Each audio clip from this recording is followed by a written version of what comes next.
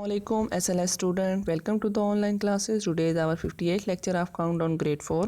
Student, आज हम exercise 1C की क्वेश्चन 1 2 3 रिवाइज करेंगे. क्वेश्चन नंबर 4 5 6 मल्टीप्लिकेशन, 6 7 8 9 डिवीजन हम लास्ट लेक्चर्स में प्रैक्टिस कर चुके हैं, रिवाइज कर चुके हैं. क्वेश्चन नंबर 10 हमारा रह गया था जिसमें हमने डिवीजन करना था, लेकिन डिवीजन में हमारे पास ये बहुत ही ईजी है, विदाउट कैलकुलेशन भी ये सॉल्व किया जा सकता है. करना क्या है बच्चों इसमें कि आपने जो ज़ीरो है वो तो एज इट इज़ लिख देने हैं, और 49 कितनी ज़ार 49 1 ज़ार. इसी तरह और अगर डिवीजन में दोनों में डिवाइज़र में भी ज़ीरो हो और डिवाइडेड में भी ज़ीरो हो तो डिवाइडेड का ज़ीरो डिवाइज़र के ज़ीरो से कट हो जाता है, और बाकी जो पार्ट है उसको हम डिवाइड कर लेंगे. 2 ज़ीरो रह गए वो एज इट इज़ आ जाएंगे, और 2 4 ज़ार 8 आ जाएगा. इसी तरह बच्चों यहाँ पे भी डिवाइडेंड का एक ज़ीरो डिवाइज़र के एक ज़ीरो से कट हो जाएगा. कितने ज़ीरो रह गए, एक ज़ीरो रह जाएंगे, वो आंसर में चला जाएगा. और 4 कितनी ज़ार 48, 4 12 ज़ार 48. इसी तरह बच्चों पार्ट बी डी और एफ भी इसी तरह से हैं. एक ज़ीरो से कट हो जाएगा, एक ज़ीरो रह जाएगा, और 165 ज़ार 65. 2 ज़ीरो हैं, 2 ज़ीरो रह जाएंगे, आंसर में चले जाएंगे, और 17 3 ज़ार 51. इसी तरह 2 ज़ीरो हैं, 2 ज़ीरो आंसर में चले जाएंगे, और 12 7 ज़ार 84 आ जाएगा. और आज हमने क्वेश्चन नंबर 1 2 और 3 करने हैं. क्वेश्चन नंबर 1 में है बच्चों filling the blanks. Filling the blank है कि पार्ट ए पहला नंबर मल्टीप्लिकेंट कहलाता है, दूसरा नंबर मल्टीप्लायर कहलाता है. तो पहला नंबर क्या है 3256 इज कॉल्ड द मल्टीप्लिकेंट. क्या कहलाता है मल्टीप्लिकेंट. क्या स्पेलिंग है मल्टीप्लिकेंट के MULTIPICNT मल्टीप्लिकेंट. और दूसरा नंबर जो मल्टीप्लिकेंट को मल्टीप्लाई कराता है वो क्या कहलाता है मल्टीप्लायर. दूसरा नंबर क्या एक होता है मल्टीप्लिकेंट और दूसरा नंबर होता है मल्टीप्लायर. ये मल्टीप्लिकेंट है, दूसरा नंबर मल्टीप्लायर. इसी तरह जब हम डिवाइड करते हैं तो एक होता है डिवाइडेंड, और डिवाइडेंड को जो डिवाइड्स करता है वो क्या कहलाता है डिवाइज़र. क्या कहलाता है डिवाइज़र. पार्ट डी में है बच्चों के आपके पास एक नंबर है 18,400 डिवाइडेड बाई 100. डिवाइड में अभी मैंने आपको बताया कि जो डिवाइज़र की 2 ज़ीरो हैं वो डिवाइडेंड के 2 ज़ीरो को कट कर देंगे, और 1 कितनी ज़ार 184 ही आ जाएगा. अगर हम 184 को 1 से डिवाइड करेंगे तो 184 ही आ जाएगा, और 0 0 से कट हो चुके हैं. पार्ट ई में पहला नंबर को दूसरे नंबर से डिवाइड करना है. ये डिवाइडेंड है और ये डिवाइज़र है. डिवाइड करेंगे और चेक करते हैं रिमाइंडर क्या आता है. स्टूडेंट यहाँ पहला नंबर डिवाइडेंड और दूसरा डिवाइज़र डिवाइड करेंगे. 348 12 12 1 ज़ा 12 12 2 ज़ा 24 और 12 3 ज़ा 36 बढ़ जाता है 34 से. 12 3 ज़ा 36 बढ़ जाता है, इसलिए 3 नहीं लेंगे 2 लेंगे. 12 2 ज़ा 24 माइनस कर लेंगे. 4 में से 4 गए 0 और 3 में से 2 गए 1 और नेक्स्ट 8 आ जाएगा. अब 12 को टेबल पढ़े. 12 1 ज़ा 12 12 2 ज़ा 24 12 3 ज़ा 36 12 4 ज़ा 48 12 5 ज़ा 60 12 6 ज़ा 72 12 7 ज़ा 84 12 8 ज़ा 96 एंड 12 9 ज़ा 108. पूरा आ जाता है. तो आंसर में जो बाकी कुछ भी नहीं बचता, इट्स मीन रिमाइंडर क्या है 0. क्या है बच्चों रिमाइंडर इसमें. तो यहाँ फिलिंग द ब्लैंक में इसीलिए यहाँ पे फिलिंग द ब्लैंक में रिमाइंडर जो है रिमाइंडर 0 आया है. नेक्स्ट क्वेश्चन नंबर 2 है state whether the following are true और फॉल्स. अगर स्टेटमेंट ट्रू है तो टी लिखेंगे और अगर फॉल्स हैं तो एफ राइट कर देंगे. सबसे पहले है कि when 1485 divided by 6 the remainder is 0.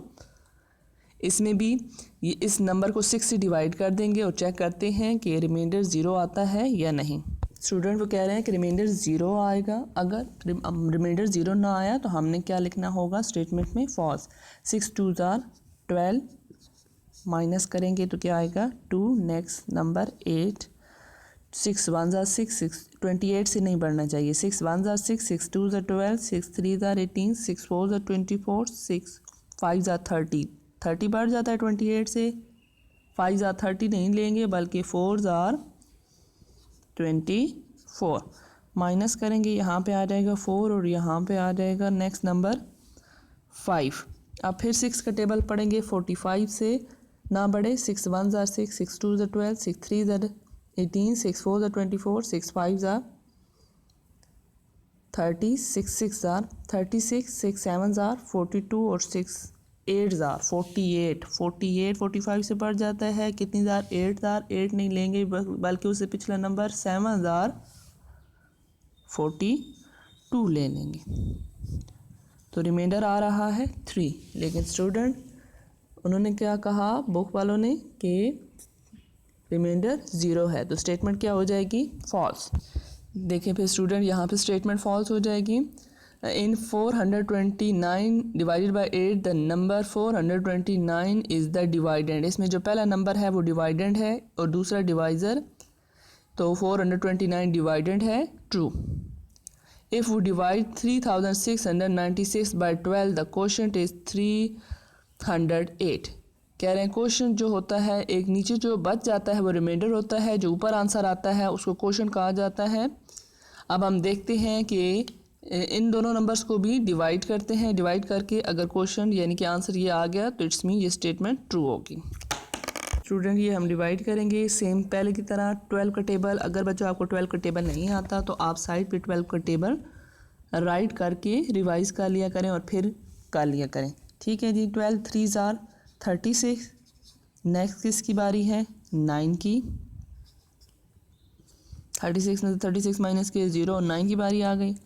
अब 12 1 ज़ार 12 बढ़ जाता है 9 से, 12 1 ज़ार 12 9 से बड़ा है 12, तो इसलिए हम 1 ज़ार नहीं लेंगे बल्कि उससे पिछला नंबर, 1 से पिछला नंबर क्या होता है, 0।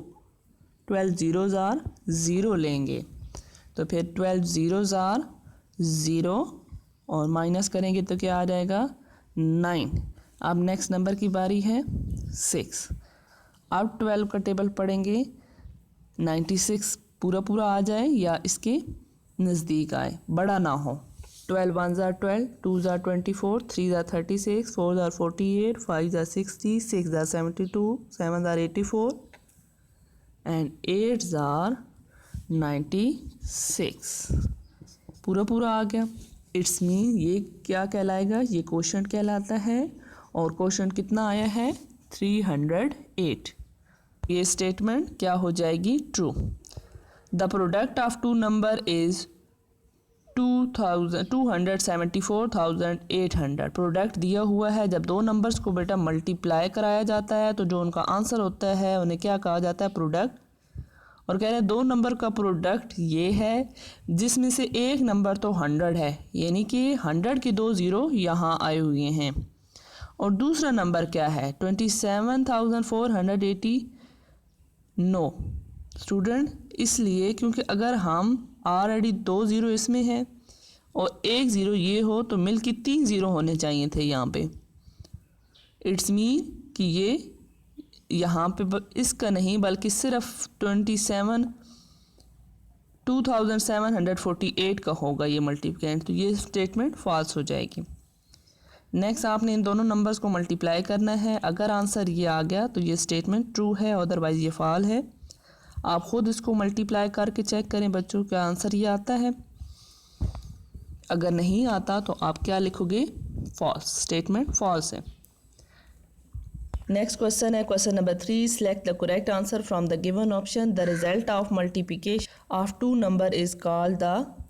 दो नंबर्स को जब मल्टीप्लाई किया जाता है, अभी मैंने आपको स्टूडेंट बताया, जब दो नंबर्स को मल्टीप्लाई किया जाता है तो वो क्या कहलाता है, प्रोडक्ट कहलाता है। नेक्स्ट बी पार्ट है 1500 मल्टीप्लाई 200 इक्वल्स टू 2 ज़ीरो इसके 2 ज़ीरो इसके, तो मिलकर बन जाएंगे 4 ज़ीरो, तो वो क्या लिखेंगे हम 4 ज़ीरो आंसर में आ जाएंगे। और 15 2 ज़ार 30, तो इसको क्या पढ़ेंगे 300,000 यहाँ पे है तो इसको क्या कर लेंगे, सर्कल कलर कर देंगे। If we divide 4592 by 26 the remainder is.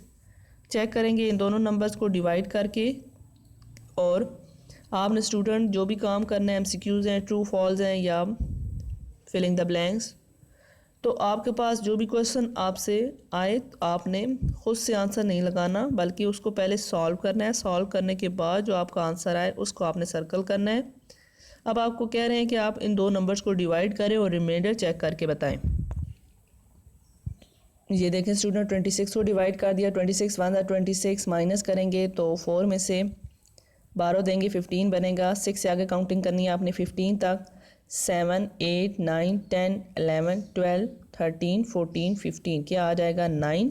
तो 9 यहाँ पे हम लिख देंगे और यहाँ पे रह जाएगा 3 में से 2 गया तो 1 आ जाएगा। नेक्स्ट 9 नंबर है। अब 26 का टेबल हमने करना है कि हमारे पास 199 से ना बढ़े, तो 26 5 130 आता है, जो कि छोटा है, बहुत छोटा है। तो 26 को 7 से मल्टीप्लाई करेंगे तो 42, 7 2 14 और 182 आ जाता है।